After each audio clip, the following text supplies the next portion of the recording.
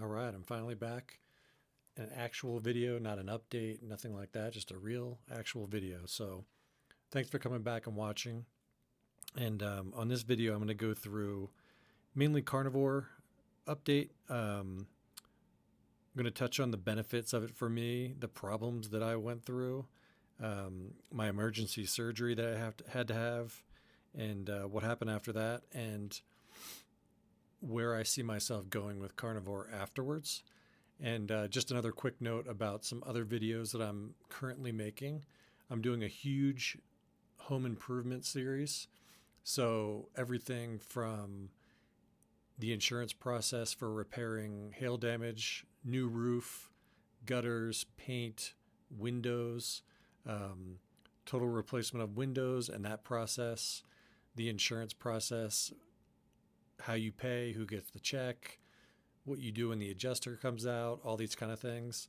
And also going to do an entire series under that home improvement series of HVAC.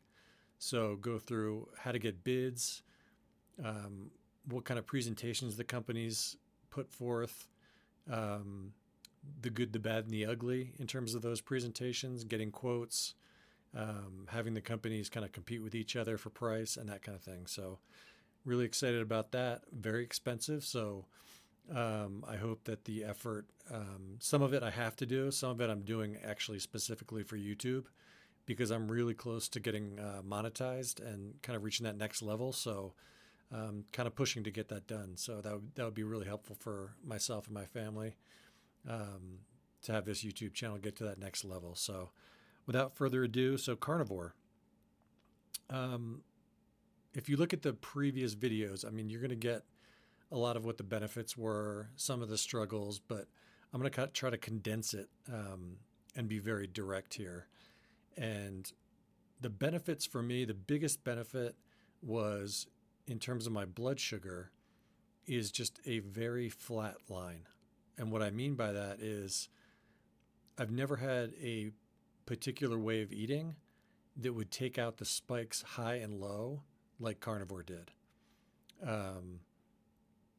You don't necessarily have to be in ketosis, although you'll probably peak into ketosis if you're a strict carnivore. But the just almost normal blood sugar, like almost a normal person, not a type 1 diabetic, is just amazing. And I think that's the big draw for me in terms of doing carnivore. Yes, there are other health benefits, but for me, the primary health benefit, it has to do with being type 1 diabetic. And so having an almost normal person's blood sugar level and having it not spike up and down was, I can't even begin to describe how much weight that takes off my mind and my stress level and just everything. Mentally, I'm more stable. My energy is more stable. I'm less stressed. I'm more available for my family and my kids. It's hard to overemphasize how important that is. So that's the primary benefit. Now, the flip side of that coin is the problem with being carnivore, and it's not necessarily the problem with carnivore, but my particular situation being type 1 diabetic and how my body reacts to things. And this wasn't necessarily as big a problem when I was younger, but working out and the biggest thing is the liver glycogen, muscle glycogen, and the spike in blood sugar during workouts and immediately after workouts. Basically, that cancels out a lot of the benefits of carnivore for me, because what happens is if every day I just watched my blood sugar and sat on the couch and didn't really do anything, I could get pretty close to normal blood sugar levels and I could kind of take out all the spikes and the lows. That's not realistic. And I don't think that's really a way that anyone wants to live, is just doing that. That's more survival and existing rather than living. So, and it's just not realistic in my case anyway, well, with a family and work and everything else. So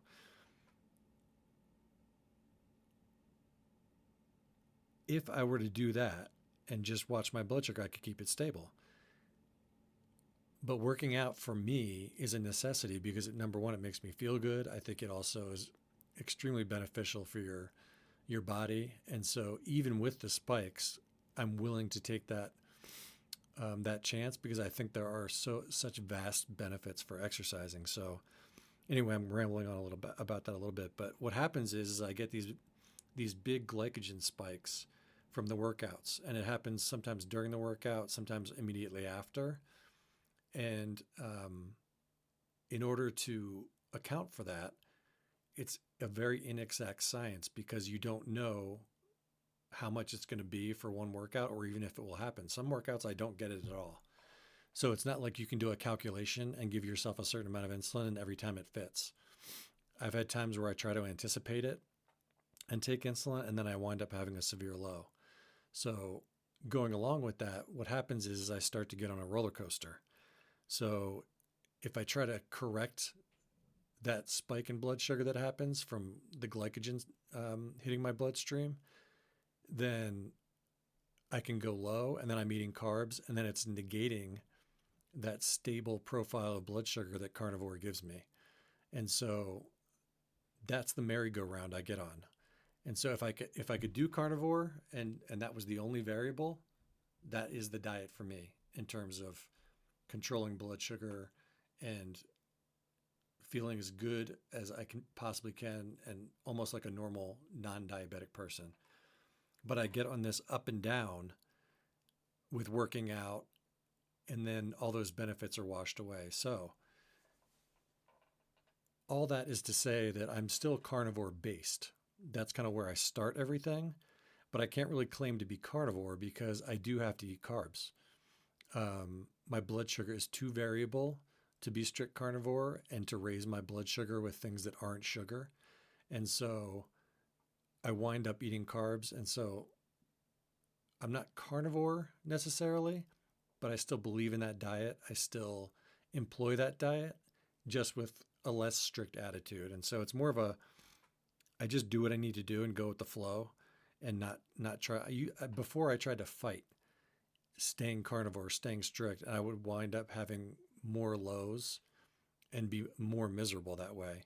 So now I've relaxed things a little bit and I just do what I need to do. And I don't worry about the label carnivore or if I ate carbs. I just do what I have to do. So that's where I am with the carnivore diet. Like I said, if I could eat carnivore all the time without having to eat carbs, I would certainly do that. I don't have any problem with sticking to the diet or anything like that. I don't really miss carbs once I'm on carnivore. It can be hard once I have to eat carbs to then cut cold turkey because of the hormone changes that happen. But that's where I'm with carnivore. So on to the emergency surgery. So what wound up happening, and I don't think it's related to carnivore at all, but I'm not a doctor and I don't know what the research or if it's even been researched, but what wound up happening is I had to have an emergency appendectomy. So I was having these massive stomach pains and I had a history of ulcers and I almost died from an ulcer several years ago. And so I thought it was another ulcer. So I went to the ER and I was like doubled over in pain. And in case anyone else ever has this feeling, lower right abdomen, dull and kind of sharp pain altogether, very, very painful. It's not something where you're like, oh, it kind of hurts. I'm not sure what that is. It's really painful. So they did all their tests and everything, and they said you have to go immediately into surgery. And luckily they caught it before it burst or got infected or anything like that, because as a diabetic, that would probably be close to a death sentence there if that had happened. So very lucky that didn't happen. But I got a laparoscopic appendectomy, which, they do 3 incisions in your abdomen. And then it's a less invasive surgery than the traditional one. And so I had about, everything went fine as far as I can tell. Had about 8 weeks of recovery till I started to feel like, okay, this is really starting to heal. It was pretty painful, but not the worst pain I've ever felt. And so after that 8 weeks of recovery, I was kind of back on my feet, lifting weights, working out, doing all those things again. And that was part of the reason I took such a long break from YouTube is the things going on with Carnivore and just being on this kind of like back and forth roller coaster, trying to figure that out. And then the surgery happened and I was just all out of sorts. So still trying to figure out what the best thing for me in terms of blood sugar is. I'm going to talk to my doctor about a pump. I'm not too keen on the pump. I might try the Omnipod, which I've never tried before. I tried the pumps with the tubes that are attached to you, and I wasn't a big fan of that, but that was decades ago. So I know that technology has come a long way, and my big thing is whether I can sleep with that on my body. So we shall see. Going forward for me, like I said, carnivore is definitely going to be my base case, and I will add carbs in as my blood sugar forces me to. And if I find out anything where I can remedy these glycogen related spikes from working out, I will certainly do videos on that. I've tried everything. I've tried more frequency, less duration workouts, less intensity, more frequent workouts, less weight, more weight, lower reps, higher reps, you name it. I've tried it. Some things have actually helped. Shorter workouts that are more frequent have helped, but they haven't solved the issue. When I was younger, I could work out hardcore for like, an hour and a half, 2 hours when I was doing powerlifting and bodybuilding type of things. And I just can't do that at this age anymore. Not that I want to, but it's just not viable. So, yeah, if I figure anything out with that, I will certainly do a video on that. So that's where I am.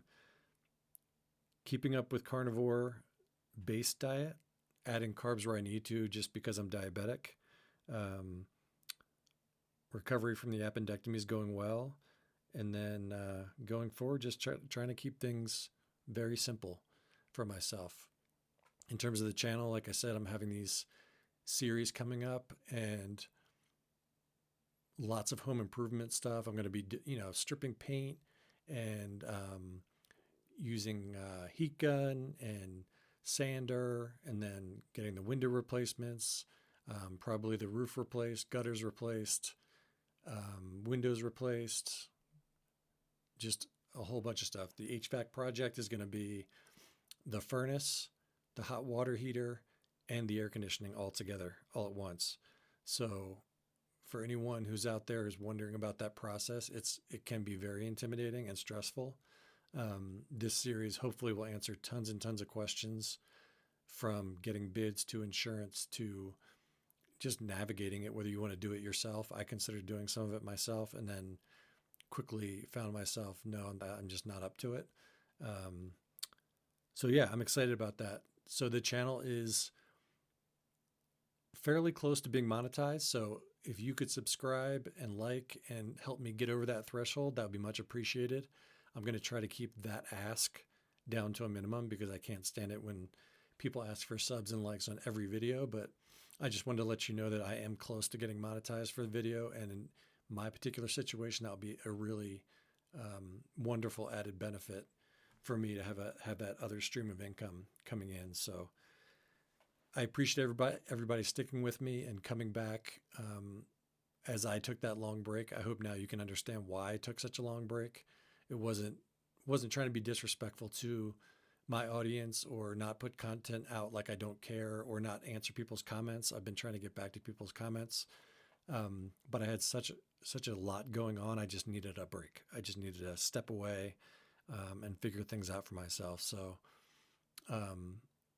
again, I try to get back to everybody's comments, and I'm definitely interested in what you guys think, what's going on in your life. So don't hesitate to offer that and to discuss things, and I'd love to hear it. So on to the next. Everything will be coming out sequentially with the projects, and I will keep doing carnivore videos and type 1 diabetes videos and reviews on the different products that I use during all these videos in terms of diabetes things, tools, etc.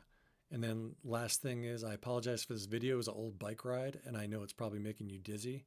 So hopefully you just listened, and if it's too shaky with this helmet cam I was using on my bike, just close your eyes and listen to the content. And again, if it's making you dizzy, I apologize. So this is also a new mic.